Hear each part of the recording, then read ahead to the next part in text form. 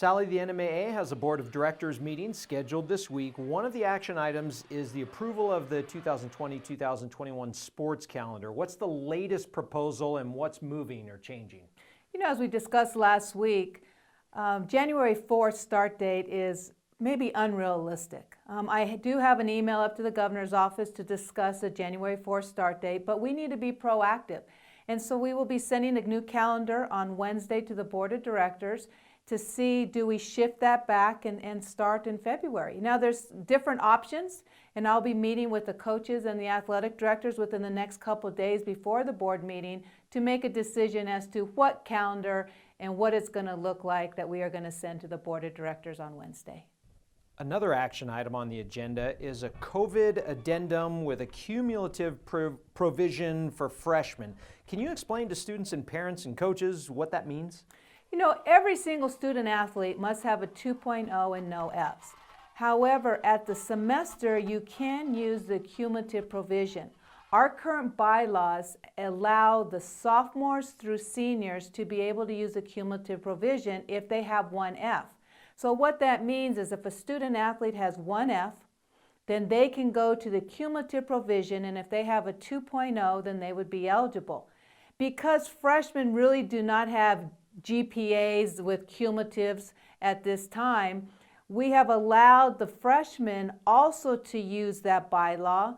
So if a freshman does not have a 2.0 and no Fs, then if they have one F, they can go ahead and look at that one semester, and if they're above a 2.0, they'll be eligible. So once again, freshmen, sophomores, juniors, and seniors, 2.0 and no Fs. And if they do have one F, you can look at the cumulative provision, and if they have a 2.0, they will be eligible next semester. Powerlifting will have their second virtual competition this week, but it was extended to a 2-week period. Why? Well, what happened is there's some schools that are not working out over Thanksgiving break, and we were very concerned that if they start today after the Thanksgiving break and they haven't been working out, and powerlifting is, you know, you have to keep doing it, we didn't want injuries to occur.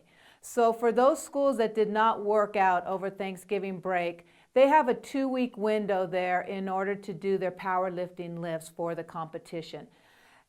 You know, and those that did work over break, they can do it this week. But what we wanted to do is give a little bit more flexibility in order that we do not push the athletes to a point where they are injured, and so thus the 2-week period. New Mexico is one of the few states not competing in any sports this semester. Some parents want to know, why can't the NMAA just decide to start and play if they want? You know, although we're a nonprofit organization, we're what we call a semi-quasi education entity. So we fall under the public education department. So we need to follow the public health orders by the governor when it comes to competition. We cannot just go out on a limb and do what we want to do. You know, you see what UNM and New Mexico State are doing. They're under the public health orders as well, and they have been able to leave the state. We're a little bit different in that. So what we need to do is we need to continue to communicate with the governor's office, communicate with the public health department, communicate with the public education department, and then we can make sure that we are doing what's right underneath the governor's public health orders. Lastly, we just celebrated Thanksgiving last week. This year has been unexpected, unprecedented, and one without sports since March. In spite of all the negatives, what are you and the NMAA thankful for this year?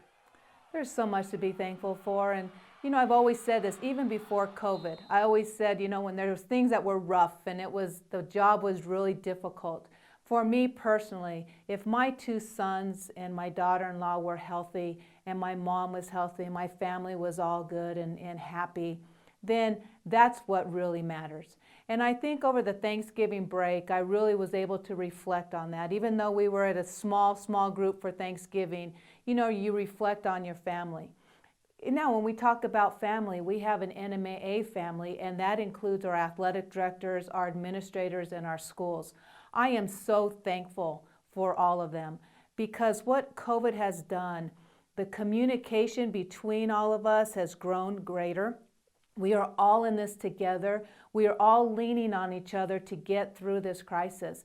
And so when you look back and what are you thankful for? I am thankful for all of the schools, the membership, the administration, the coaches. The coaches have done a fantastic job with these kids, knowing that what is education-based athletics? You know, education-based athletics is teaching lifelong skills. If there is ever a time where coaches are teaching lifelong skills, it is in this time. And our kids are getting stronger. They're doing so much better when it comes to learning about what the future is going to be and, you know, how do you pick yourself up when the going gets tough. And so with that being said, JP, there's so much to be thankful for. And I just want to say thank you to New Mexico for believing in the NMAA, for believing in us, and for being on the same page that we know athletics and activities are so good for kids, and we are not going to give up. And I know the parents aren't going to give up, the ADs, the coaches, the administrators, because we are going to play again, New Mexico.